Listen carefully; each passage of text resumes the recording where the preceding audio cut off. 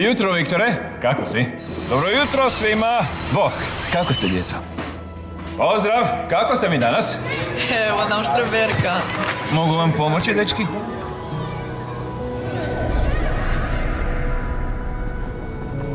Fran, jesi dobro? Kolegice, kako ste? Ne sad. Gospođo Pavić, gospodine, Pozdrav. kako ste?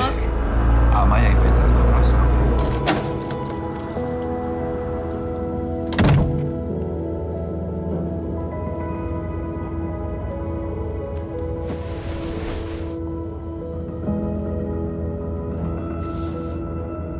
Napokon si tu. Kako si mi?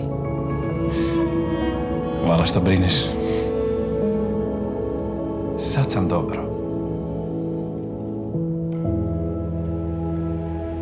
Mm-hmm.